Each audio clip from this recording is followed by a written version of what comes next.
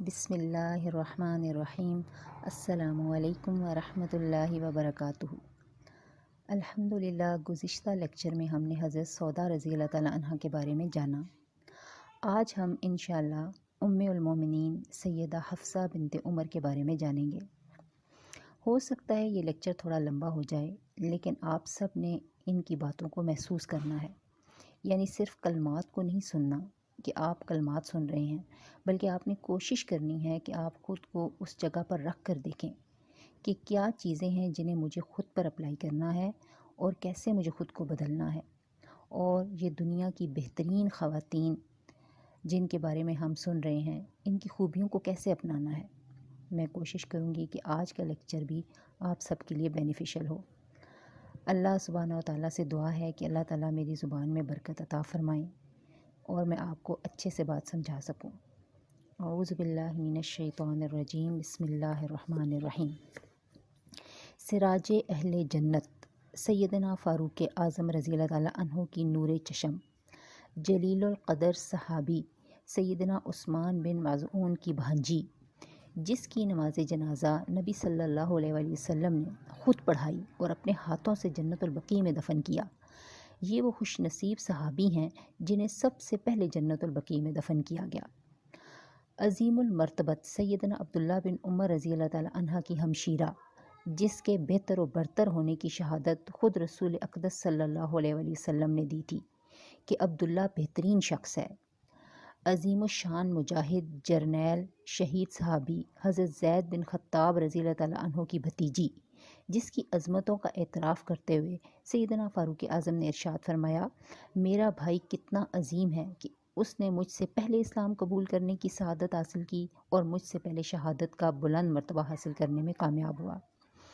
عابدہ، زاہدہ، قاریہ، ادیبہ، فصیح البیان، زود فہم، صاحب صاف گو، تیز تراز، نبیلہ بنت نبیل حضرت حفصہ رضی اللہ تعالیٰ عنہ، جس کے 7 رشتہ دار غزوہ بدر میں شریک ہوئے۔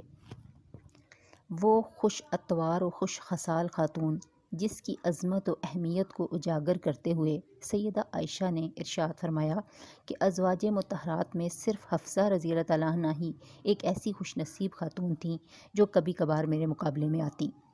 سیدنا فاروق اعظم کی تربیت میں پل کر جوان ہونے والی قابل صد احترام خاتون کی زندگی کا تذکرہ مسلم خواتین کے لیے ایک روشن اور جگمگاتی شمع کی طرح ہوگا، جس سے ہر خاتون تاریک ماحول میں بھی صراط مستقیم پر گامزن ہونے کے قابل ہو سکتی ہے۔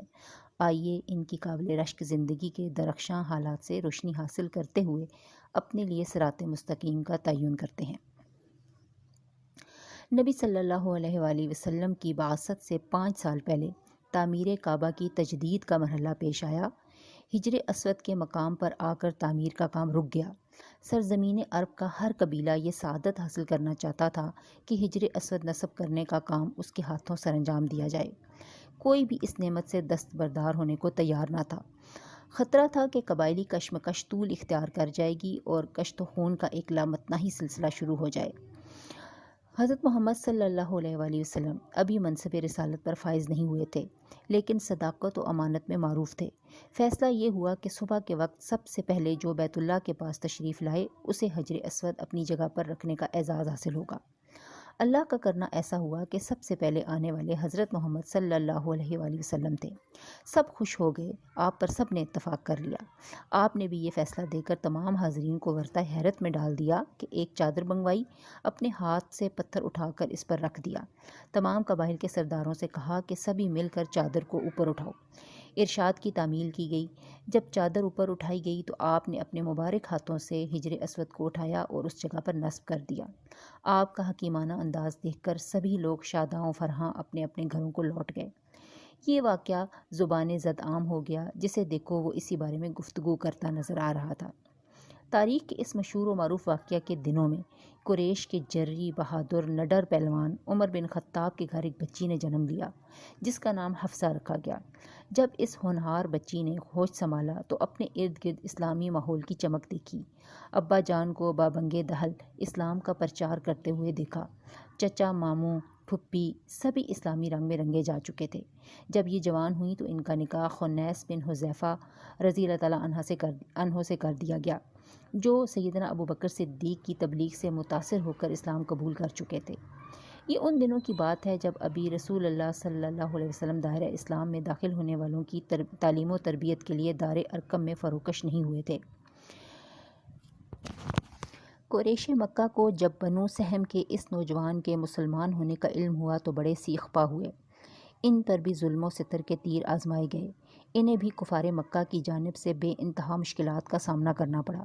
یہ بھی اس قافلے میں شریک تھے جسے رسول اللہ نے حبشہ ہجرت کر کے چلے جانے کا حکم دیا تھا، لیکن حبشہ میں ان کا دل نہ لگا۔ ہر وقت بیت اللہ کی زیارت، رسول اللہ کی محبت اور مکے کی گلیاں جہاں پر پل کر جوان ہوئے تھے شدت سے یاد آتی۔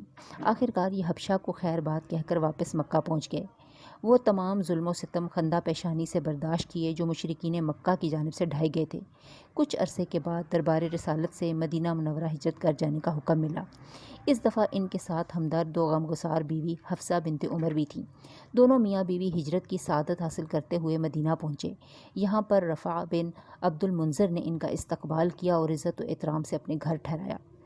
جب تقریباً تمام اہل ایمان ہجرت کر کے مدینہ پہنچ گئے تو سب سے آخر میں رسول اللہ صلی اللہ علیہ وسلم نے ہجرت کی۔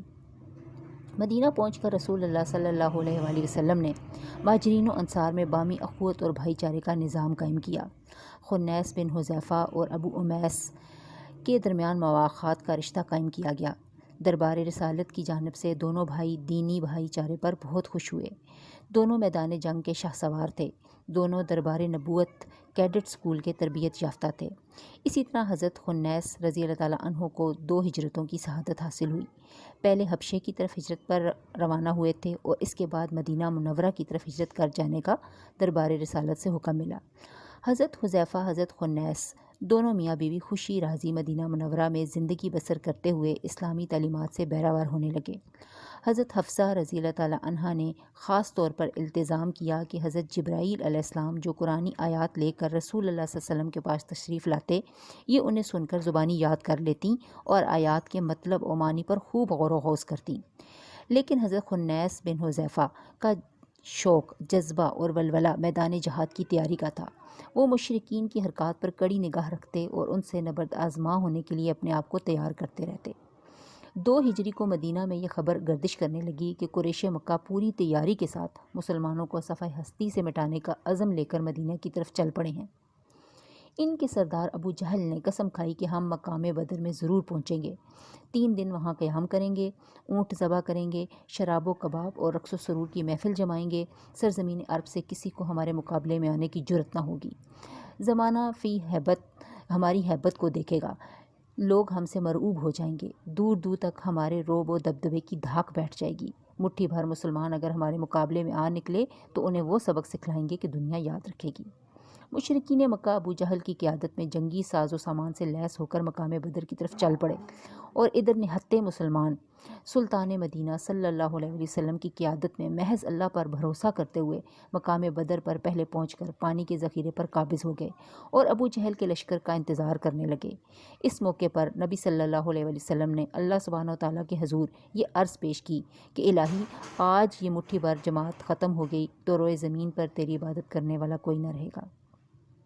اس لشکر میں حضرت حفصہ کے خاوند حضرت خنیس بن حذیفہ جذبہ جہاد سے سرشار ہو کر شریک ہوئے۔ ان کے پیش نظر اللہ کی رضا کا حصول اور ابو جہل کے طمطراق کو خاک آلود کرنا تھا۔ علاوہ ازیں اس لشکر میں حضرت حفصہ کے عظیم والد فاروق اعظم رضی اللہ تعالیٰ عنہ، 3 ماموں اور ماموزاد بھائی شریک جہاد ہوئے۔ مبارزت کے مرحلے سے گزر کر جب میدان کارزار گرم ہوا تو حضرت خنیس دشمن کی صفیں چیرتے ہوئے مسلسل آگے بڑھنے لگے۔ اس کشمکش میں ان کے جسم پر گہرے زخم لگے۔ لڑائی ختم ہو گئی، لشکر اسلام کو اللہ نے کامیابی عطا فرمائی۔ حضرت خنیس بن حذیفہ کو گہرے زخم لگے تھے۔ 3 روز کے بعد مجاہدین کا قافلہ رسول اللہ صلی اللہ علیہ وسلم کی قیادت میں فتح و نصرت کا جھنڈا لہراتا مدینہ منورہ کی طرف روانہ ہوا۔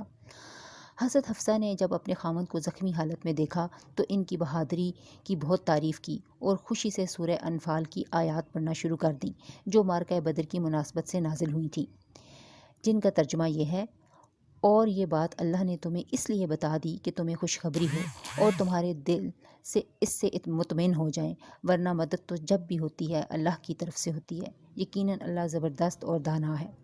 حضرت حفصہ ان آیات میں نصرت الہی کا مجردہ جاں فضا سن کر بہت خوش ہوئیں اور انتہائی ہمدردی اور توجہ سے اپنے خاوند کے زخموں کا علاج کرنے میں مصروف ہو گئیں۔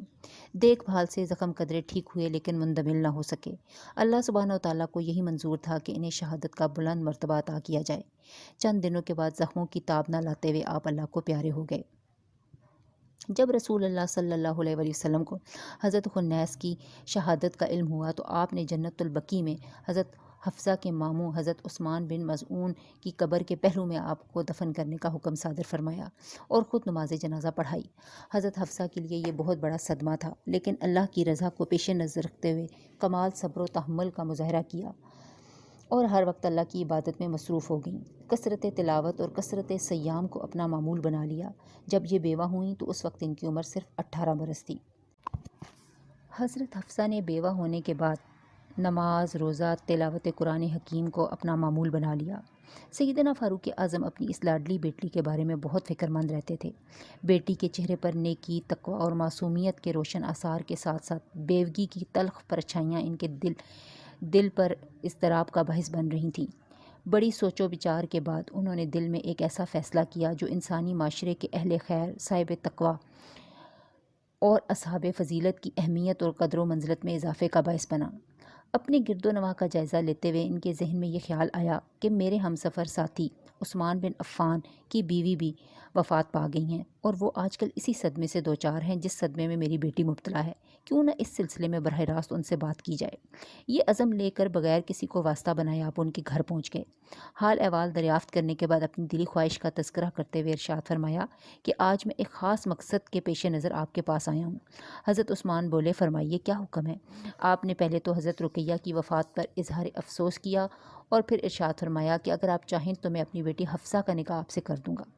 یہ بات سن کر سیدنا عثمان کی نگاہیں جھک گئیں۔ کچھ دیر کے بعد سر اٹھایا اور کہا، مجھے کچھ سوچنے کی مہلت دیجیے۔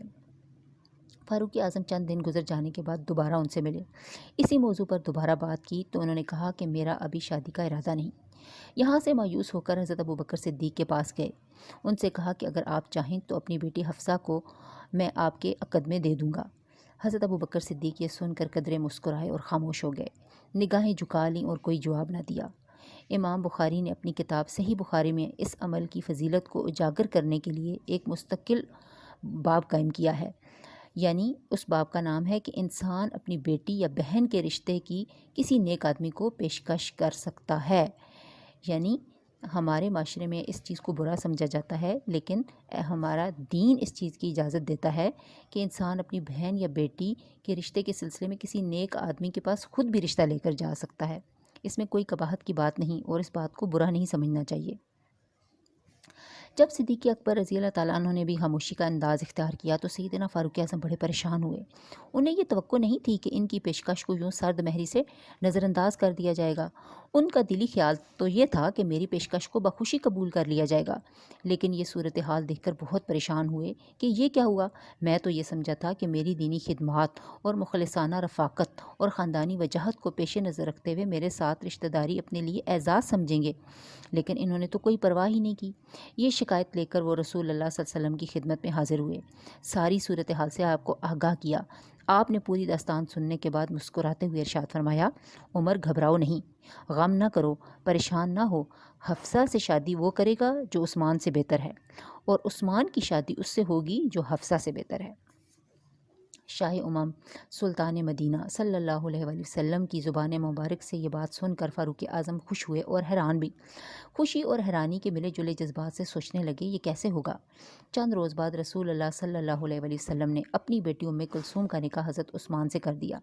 یہ خبر سن کر حضرت عمر کے ذہن میں یہ خیال آیا کہ رسول اللہ صلی اللہ علیہ وآلہ وسلم کی ایک بات تو پوری ہو گئی کہ عثمان کا نکاح میری بیٹی حفصہ سے بہتر خاتون سے ہو گیا، لیکن اب دوسری بات کے پورا ہونے کا انتظار تھا۔ اس کی صورت کیا ہوگی؟ وہ کون ہوگا جو عثمان سے بہتر ہوگا اور اس کا میری بیٹی سے نکاح ہوگا؟ شب و روز انہی خیالوں میں گزرنے لگے۔ کچھ عرصے کے بعد رسول اللہ صلی اللہ علیہ وآلہ وسلم نے خود حضرت حفصہ سے شادی کی خواہش کا اظہار کر دیا۔ یہ خبر سن کر حضرت عمر رضی اللہ تعالیٰ عنہ خوشی سے جھوم اٹھے۔ یہ تو ان کے وہم و گمان میں بھی نہ تھا کہ ان کی بیٹی کو یہ اعزاز نصیب ہو جائے گا۔ وہ ام المومنین کے بلند درجے پر فائز ہو جائے گی، وہ نبی صلی اللہ علیہ وسلم کے آنگن کی رونق بنے گی اور اسے ایسا عظیم شرف حاصل ہوگا جس کی مثال دنیا میں نہیں۔ اس سے سیدنا فاروق اعظم کے دل پر جو بوجھ تھا وہ خوشی میں تحلیل ہو گیا۔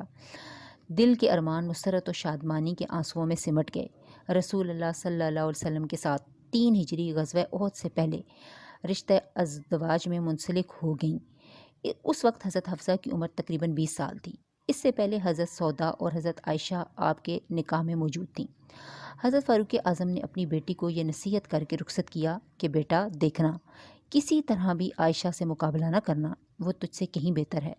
میری اس بات کو پلے باندھ لینا، عائشہ کی دل سے قدر کرنا، دیکھنا میری یہ بات کبھی بھلا نہ دینا۔ جا اپنے سرتاج کے گھر جو شاہ سلطان مدینہ ہیں۔ بیٹا تیرے تو بھاگ جاگ اٹھے، تو بڑی خوش قسمت ہے، تیرے نصیب اچھے ہیں، جا سدا خوش رہو، دل شاد رہو، آباد رہو، تیرے آنگن میں خوشیوں کے پھول ہمیشہ کھلے رہیں۔ کبائر فقہا تابعین میں سے حضرت سعید بن مسیب رحمۃ اللہ علیہ فرماتے ہیں کہ رسول اللہ صلی اللہ علیہ وسلم حضرت حفصہ کے لیے حضرت عثمان سے بہتر ہیں اور ام کلثوم عثمان کے لیے حضرت حفصہ سے بہتر تھیں۔ اسی طرح رسول اللہ صلی اللہ علیہ وسلم کا فرمان صحیح ثابت ہوا۔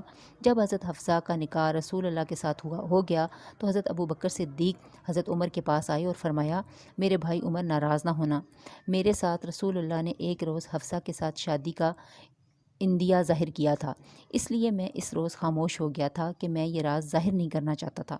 اگر رسول اللہ نے اس ارادے کا اظہار نہ کیا ہوتا تو میں بخوشی اس رشتے کو قبول کر لیتا۔ حضرت عمر بن خطاب نے خوشی کا اظہار کرتے ہوئے یہ آیت پڑھی۔ ترجمہ: یہ میرے رب کا فضل ہے تاکہ وہ مجھے آزمائے کہ میں شکر کرتا ہوں یا نعمت کی ناشکری کرتا ہوں، اور جو کوئی شکر کرتا ہے اس کا شکر اس کے اپنے ہی لیے مفید ہے، ورنہ کوئی ناشکری کرے تو میرا رب بے نیاز اور اپنی ذات میں آپ بزرگ ہے۔ حضرت حفصہ اور حضرت عائشہ رضی اللہ تعالیٰ عنہ کی آپس میں دوستی بھی تھی۔ ان کی دوستی کا ایک بہت پیارا واقعہ انشاءاللہ ہم نیکسٹ ایپیسوڈ میں ہم سنیں گے۔ السلام علیکم ورحمۃ اللہ وبرکاتہ۔